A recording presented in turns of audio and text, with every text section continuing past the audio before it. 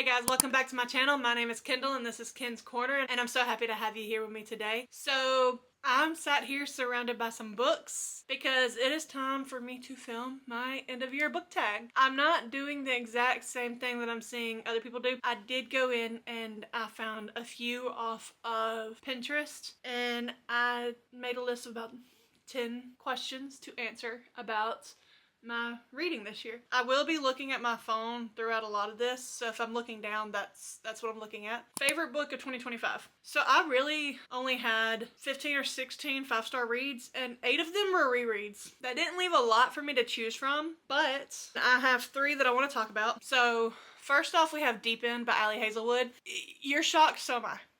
But this was one of my favorite reads from this year. I absolutely had so much fun with this book. I thoroughly enjoyed Scarlett as a main character, and I very much enjoyed Lucas as a main male character. And this had some emotion to it that I feel like a lot of people aren't talking about, because it also is quite spicy. It's easily my favorite Ali book and one of my favorite reads from this year. And then probably my favorite book from the year, we have Bury Our Bones in the Midnight Soil by V.E. Schwab.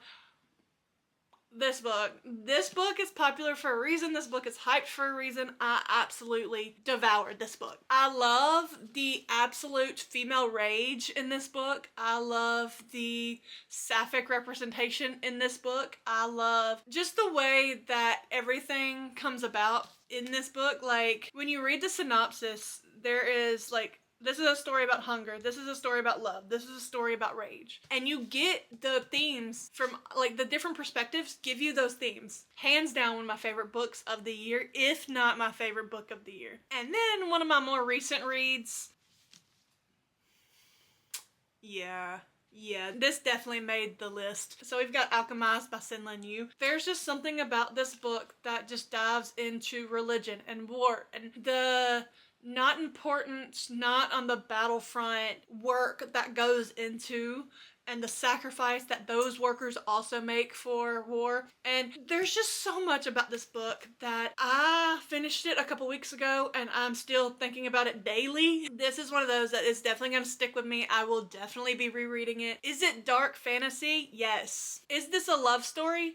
Yes and no. It is not a fluffy, cute romance, but a sad, gripping love story. But it is so well done. There are some lines in this book that I think of daily, if not multiple times a day. And then also the comedic genius that is Kane when it shouldn't be. Probably shouldn't find him funny, but I do. Probably shouldn't have loved this world, but I do. And I'm honestly, I finished it a couple weeks ago and I'm already ready for a reread. Those are definitely my top 3 books of the year. And then the next one, most surprising book you read, good or bad. So first off, obviously, Deep End by Ali Hazelwood. Again, this one shocked me. I was not expecting to love it as much as I did. Then we have Children of Blood and Bone by Tomi Adeyemi. This one blew me away. This has been sitting on my shelf since 2022 and I finally picked it up in 2025. So, needless to say, it did shock me because I continued to put it off for literally no good reason. Sat on my bookshelves for 3 years. Moved with me twice.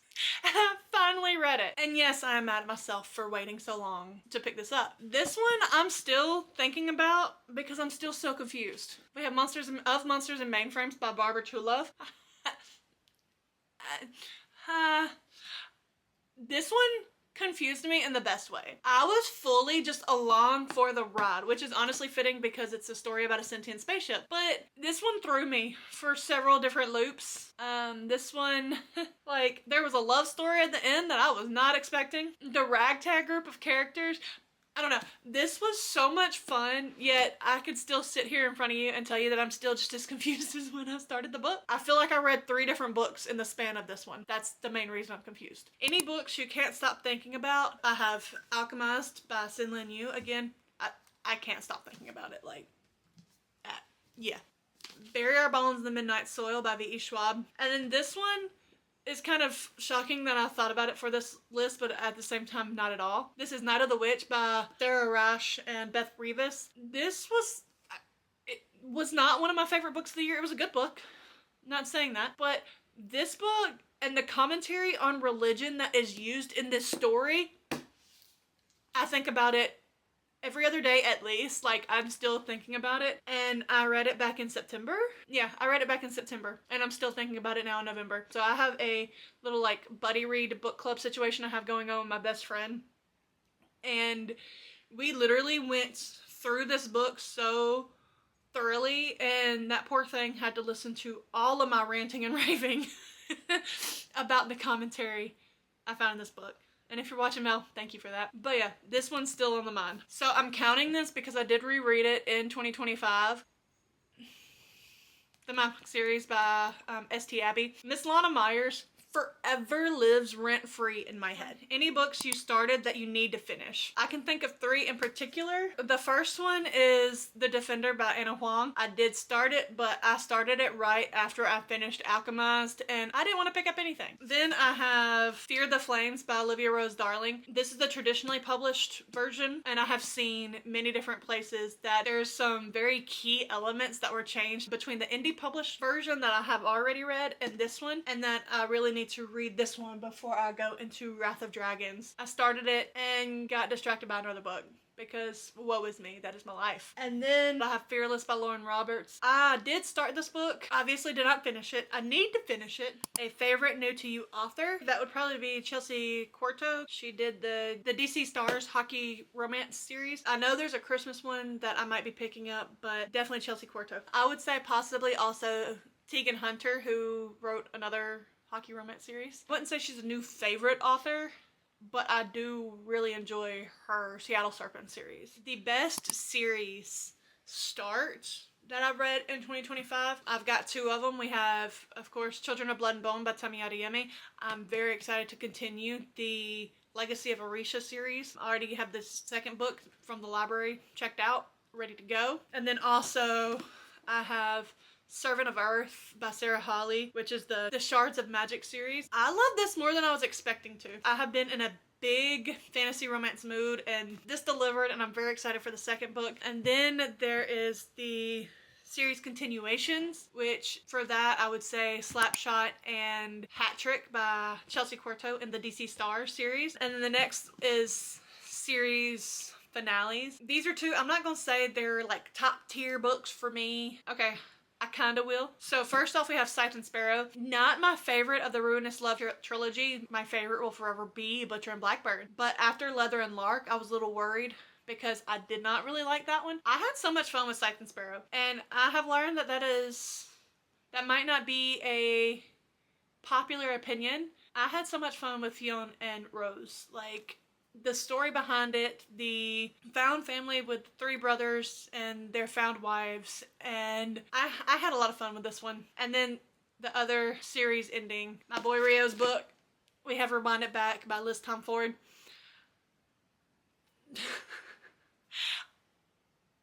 Also, mixed opinions on this book I've seen, but I had so much fun with Rio and Hallie. Like, I don't know. I highly recommend the Windy City series. I'm not a Xander's fan at all, but literally all the rest of them, let's go. Rio and Hallie. I don't even like dual timeline, and this one still got me. I had so much fun with these 2. Just overall a series that I wanted to mention. So this was a reread, but I did read it in 2025, so it works.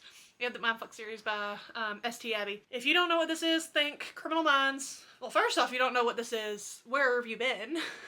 Because I feel like I see this everywhere. But think Criminal Minds, but Hotch falls in love with one of the suspects, and he doesn't even know it. And it goes from there. This series of novellas truly encompasses support women's rights and wrongs. Miss Lana Myers, I support your wrongs all day, every day. A new release you haven't read but want to. I'm gonna start with the one that's the kind of oldest. Like, I don't even know if it's considered a new release anymore because it came out in the first half of the year.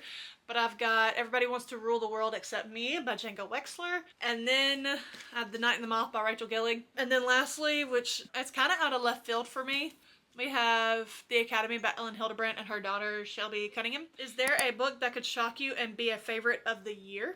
Yeah, I have a couple of those. So we have Iron Widow by Zhuang J. Zhao. I do see this being one that if it's not, I can see this at least being a 5-star read from the year. Then of course I have Direbound by Sable Sorensen. I am about 250 pages into this, but I'm counting it because I'm less than halfway through it. And I feel like this could be a 5-star read. And then I have Anathema by Carrie Lake. I haven't even read the synopsis in detail. Any books I hope to read before the end of the year. I have a good bit of them. I did post a 10 before the end of year TBR situation. But I do still have some books that I want to read off that list. Some books that I'm just very excited to get to. So first off, I'm honestly in the middle of this, so I don't know if I should count it, but I have Direbound by Sable Sorensen. And then I have Anathema by Carrie Lake. And then I've got Metal Slinger by Rachel Schneider. This one should be no shock to anyone because it is making its rounds and I want to know. We have Dungeon Crawler Carl by Matt Dinneman. Another library book that I'm hoping to get to soon is A Dance of Lies by Brittany Arena. The last few I've already talked about because it's books that I need to finish, but I have The Defender by Anna Huang. I really just need to continue on with this one and get it finished. So these last two that I'm going to talk about, I don't think I'm going to continue. I'm going to finish in 2025. I think they will be into 2026. Fearless by Lauren Roberts, I really need to continue and finish. And then Fear the Flames, traditionally published by Olivia Rose Darling. Again, I have already read this. The last question is, have you made any 2026 reading plans? Yes and no. I still feel it's a little early to make reading plans. Even as a planner, I feel like it's a bit early because I am also a mood reader. Like tentative plans I want to buy less and read more from the library because one, support your local libraries. They're very important right now. But two, just because I already own more books that I have not read than I could read in 2026. So I really need to rein in that book buying, focus on the books that I already own, get new releases from the library until I know that I want to purchase them. Obviously, yes, I will have some that I know that I'm gonna buy because I know I want to read like immediately. But some of these books that I buy that I'm like, I could read that eventually. No, I need to chill with that. I need to go to the library and check those books out and do it that way and shop my library shelves. That's one of my goals at least. I'm hoping to try to keep my book buying under 50 books next year, or at least keeping my addition to my physical TBR under 10 books. Within 2025, I have added like another 20 books to my physical TBR and only read like 10 of them off of it. I gotta do better with that. There are some series I want to focus on. So first off, I know that I want to start/continue Dungeon Crawler Carl. I'm in the middle of 34 series and I would like to be in less than 20 series at any given time. Going into 2026, I will be doing like an audit type of situation and DNFing some series that I just don't care to continue. And then I do think that I really want to read The Hobbit and Lord of the Rings. My mom bought me all 4 of those books when I truly started getting back into reading in 2022. I haven't even watched those movies, so I'm thinking that I want to do some sort of like read and watch along thing. And then I think I want to read 3 classics. I think I want to read 1 Shakespeare. I would like to read either The Letter A or The Scarlet Letter. Fahrenheit 451, I want to reread that. I'm not sure exactly which yet. I will make those decisions as 2026 gets closer. Another one, like more numerical goal that I want to do is the books that I'm taking into 2026 unread. I'm hoping to read that down at least 25-ish%. That's actually kind of a lot because I have about 199 unread books. So that is reading like 50 books that are on my shelves right now. I am well aware of that being a very steep goal for me. I just know that I want to read down a good bit of my physical TBR, and I'm thinking I'm going to set my goal probably, now that I'm thinking about it, 15 to 20%, which seems more doable than the 50 when I only read like 90 to 100 books in a year. So I think that rounds out my end of year tag. I definitely have a lot of books that I'm excited for come 2026. If you have any idea about the plans that you have for 2026, please let me know in the comments below, whether that is books you want to read, goals you have. Honestly, I'm always curious what other people are doing for their goals when it comes to reading. Not necessarily numeric, because reading is subjective. I'm always curious what people are are doing and their plans. So let me know down below. But yeah, that's all I got for y'all today. So without further ado, thank you guys for watching. I appreciate each and every one of y'all. Have a wonderful morning, evening, or night whenever you're watching this video. I hope you have a great day on purpose. Be kind to everyone and happy reading. Bye guys.